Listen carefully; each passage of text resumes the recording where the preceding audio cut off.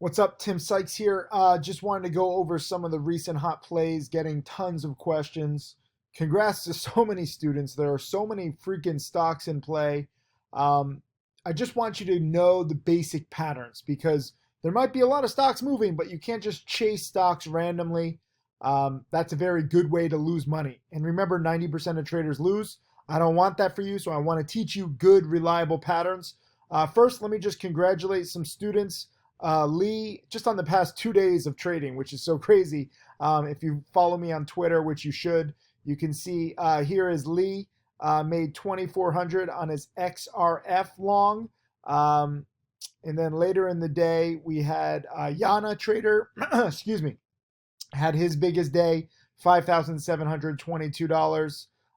Later, if you scroll up in my Twitter feed, I like this. Lee, before he said that he was done for the day, but he just can't help it when there's so many plays moving. He shorted LQDA at 475.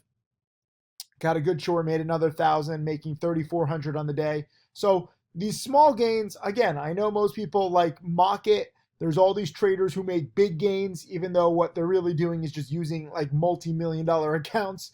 You make 20,000 in a day, and you're using a $2 million account. That's not really that much of a good thing, especially when people, most people have small accounts, and you try to partake in the same strategy. You're not going to do very well. But I am proud of people who can make, a few hundred or a few $1,000s. There were some more tweets. Sorry. I like this. Sean on FSL, which was a huge runner, and I'll go over all the charts in a second. Sean made $800 on FSL. Mark Crook nailed that if you're in the challenge chat room. Here is the Tipsy Nomad, made $950 on PT. That was another runner. Where was another one? I wanted to give props to, the Sean also made money on CYDY, 4,000 shares at 65, out at 92. He made $1,070. But this is why I wanted to highlight this. More than just $1,000. He says that this was his first trade, which he made $1,000 in, and he has been studying with me for 3 years. So I know that doesn't sound like good money. You're like, what? You've been studying for 3 years and you never made $1,000 on one profit. But again, you're starting with a small account. A lot of people paper trade. A lot of people, have to study even if they don't have an account. You have to learn. You have to wait for the good setups. So the good news is once you get it, whether it's year 2, year 3, year 4, you have it for the rest of your life. That is the difference between, what I teach and all these like BS technical traders and, these traders who sell within seconds after alerting their chat room.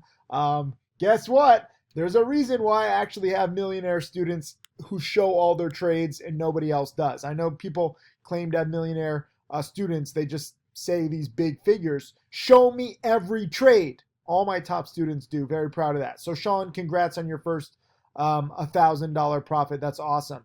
I'm also going to link under this video my video lesson from, I believe this was, did I do this Friday? Yeah, Friday morning. Very few people watched it. You just want hot picks. You don't want to study these patterns. That's a mistake. I know that I have a lot of video lessons, but I'm trying to prepare you for battle. When these stocks start moving, they move very quickly. And if you're just, following alerts from somebody else or trying to, make sense of these fast moves, you're probably just going to be gambling. The difference, again, between me and everybody else who teaches, not that I'm the best trader, but I am the most comprehensive. Okay, I will make you understand these patterns inside and out. And I want you to study until your eyes bleed. And then I want you to DM me when your eyes are bleeding, and I'll drive you to the hospital. And then when you're recovered back from the hospital, I'll drive you back, and then you'll study some more. That is the key to success. All of my top students have studied my video lessons, my DVDs, my webinars. And now my top students, like Tim Grittani's webinars. Tim Grittani, I don't know if you realize this, he had a baby and he's making nearly $1.7 million on the year trading.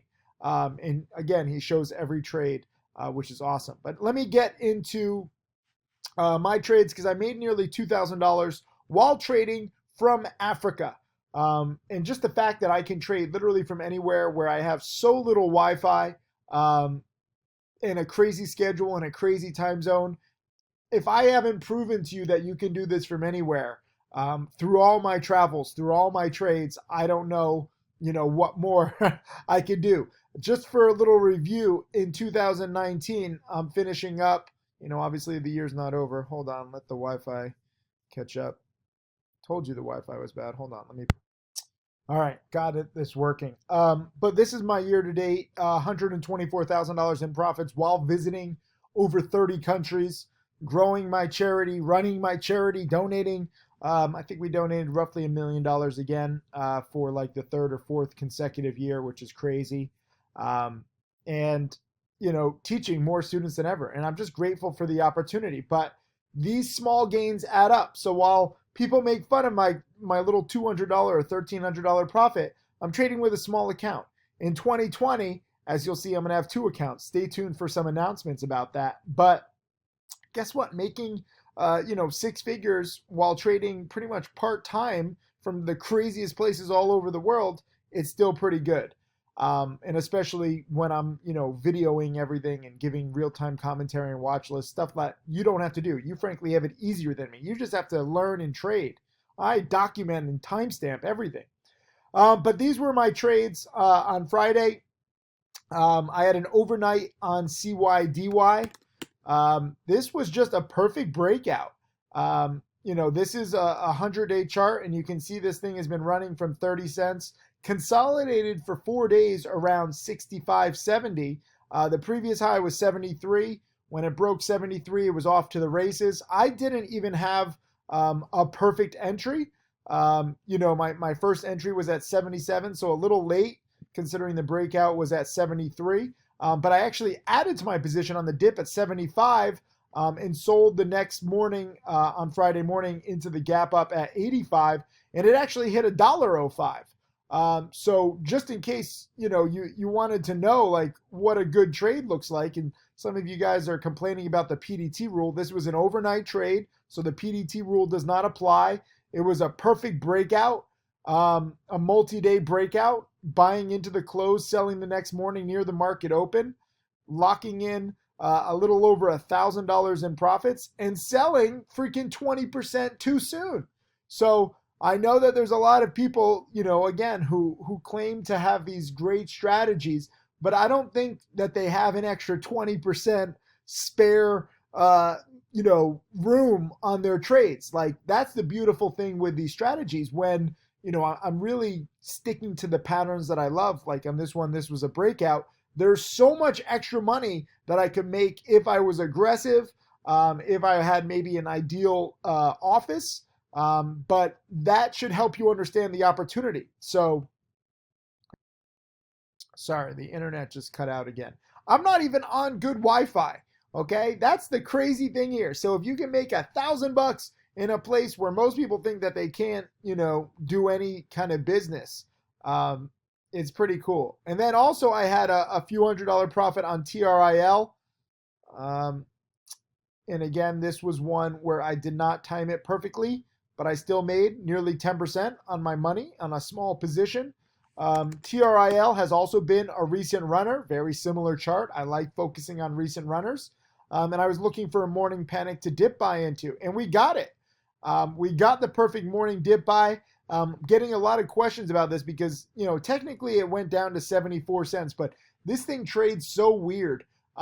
It went down to 74 cents. Yes, if I had like my order on the bid at like 75 or 77, I probably could have gotten executed, but it never was like 74 by 76. The ask never came down to like 75 or 76. It was like 74 by like 83.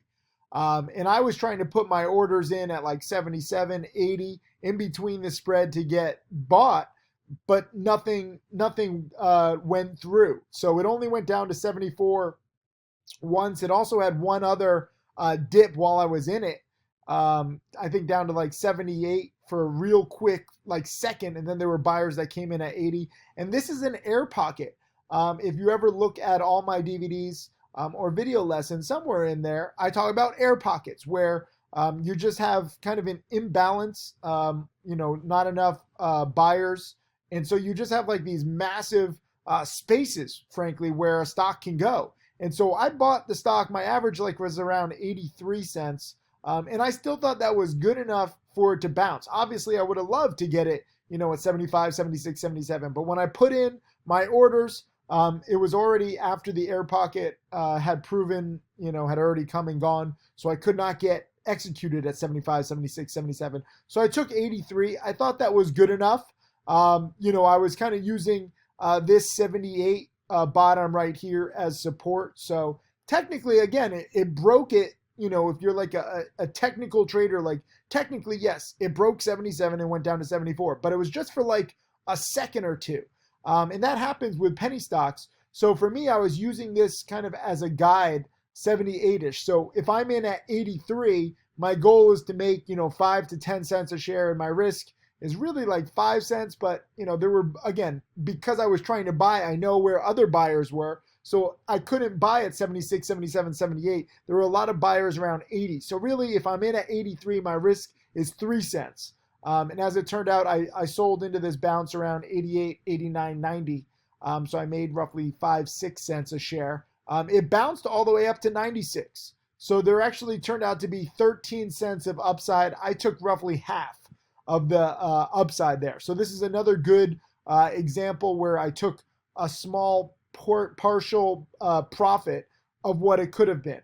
The other one, I missed out on an extra 20%, but I didn't care because my goals had been hit. And on this one, it traded pretty choppily, and I was also in a rush. I had kind of a crazy day on Friday. So I'm happy, to make just under 10% on a tough stock. And between these two, 1,500 basically on that. And that's pretty good for profits. And then overnight, I got a lot of questions. I'm long SBES. This is another recent runner. Actually, Jackaroo in the challenge chat room spotted this. I love it when, my students are doing better than me. Like Mark Crook nailed F-Cell. I think he was buying it, I want to say at like 92, 93. I don't know what he sold out at, but the next day went to the 150s. So you could have made literally like 30, 40% overnight, 50% if you timed it perfectly. And I know a lot of people did. I also got to give props to the short sellers. Not congratulations in being smart, but congratulations in being such fucking idiots. Without you short sellers, God bless you, because we would not have such spikes. This is a short squeeze. And there's a lot of newbie short sellers these days. I know some of my former students are like, you don't have to study all of Tim Sykes' videos, just short these stocks, and they're getting crushed. So I'm sorry to be laughing. I don't want to laugh at anybody's losses. But if you don't study and you go against my rules, you're welcome to do that, but you'll probably lose and you'll probably get decimated. So I'm getting more and more emails and messages from former students or non-students or people who don't follow my rules or don't know my rules. And they're just losing. Like, my rules are pretty good, in case you haven't noticed. So props to everybody in FCell. This has never really had that much of a second day spike before. Even here, like when it had a former breakout, the next day was kind of weak. And I just attribute this to the short sellers. I saw in a few short seller chat rooms, they were like, Sykes' chat room is pumping this up. And they were like shorting it at $1. And then I could just imagine their faces like at, 140, 150 the next day. Again, you're welcome to go against me anytime you want, or any of my top students, but I wish you luck. Here's SBES, first green day, recent runner. And it was just uptrending all afternoon long. I was looking actually to try to buy it on a dip, but when it takes out the morning high and the 2-day high here at around 0.8 of a penny. This is a little lower than I like. But again, low price stocks have been running, stocks under $1. First green days, the stock is basically 50% off its highs. So good risk reward, I think. All I want to do is make, an extra 5, 10, 15% into the gap up and ideally a morning spike, and it closed right near its highs on the day, so I'm looking forward to this. But buying first green days on recent runners, dip buying morning panics on recent runners like on TRIL, and then CYDY, that was a recent runner, first green day breakout. So those are the patterns that I'm utilizing. These are the same patterns in all my DVDs and video lessons. This isn't rocket science. Leave a comment underneath this video. Let me know if you prefer buying first green days, or do you prefer buying morning dip buys? Or do you like both? A, B, or C? It doesn't matter. There's no one right answer. I'm just curious what works best for you. I'll see you guys in the chat room. Let's keep it going. Be meticulous. Don't look to trade everything, but we have these plays, so study these patterns and execute and capitalize. Thank you. Hey, Tim Sykes, Millionaire Mentor and Trader. Thank you for watching my videos. I hope that they help you. I want to share everything that I've learned over the years. You can check out more videos right over there, and also click subscribe so that you can watch all of these videos, get that knowledge, and become my next millionaire student.